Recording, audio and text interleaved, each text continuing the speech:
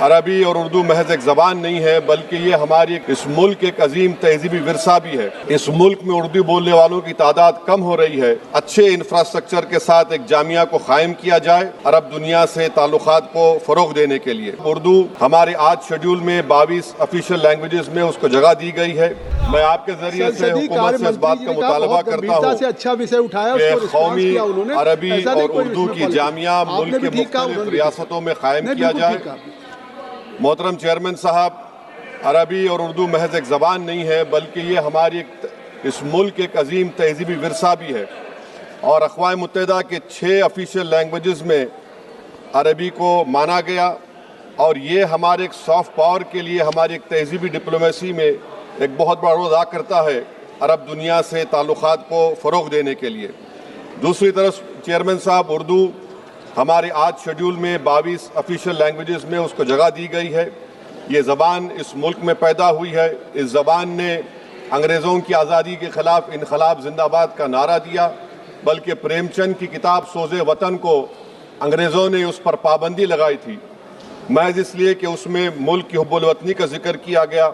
سر، آپ جانتے ہیں کہ اس ملک میں اردو بولنے والوں کی تعداد کم ہو رہی ہے، اسی لیے حکومت سے اس بات کا مطالبہ کرتا ہوں کہ عربی اور اردو تعلیم کے فروغ کے لیے ملک کے مختلف ریاستوں میں اچھے انفراسٹرکچر کے ساتھ ایک جامعہ کو قائم کیا جائے، اور حکومت کو یہ سمجھنا چاہیے، جاننا بھی چاہیے کہ میرے شہر حیدرآباد میں 1918 میں دائرۃ المعارف نے عربی کو بھگوت گیتا کو سنسکرت میں عربی میں ترجمہ کیا تھا، اور البرونی نے 11ویں صدی میں اس وقت چند حصے مہابھارت کے عربی میں ترجمہ کیے تھے۔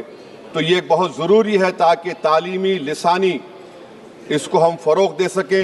اور سر، میں اپنی بات کو ختم کرتا ہوں۔ آپ اردو شاعری کو جانتے ہیں کہ جوش نے اردو کے بارے میں شعر کہا تھا کہ ندی کا موڑ، چشم شیری کا زیر و بم، چادر شب نجوم کی، شبنم کا رخت نم، موتی کی آب گل کی مہک، موتی کی آب گل کی مہک، ماہ نو کا خم، ان سب کے امتزاج سے پیدا ہوئی ہے تو، اور کتنے حسین افق سے ہویدا ہوئی ہے تو، لمحہ ملا ہے کہ نمک خار ہوں تیرا، لمحہ ملا ہے لہجہ ملا ہے کہ نمک خار ہوں تیرا، اور صحبت زبان میں ہے کہ بیمار ہوں تیرا۔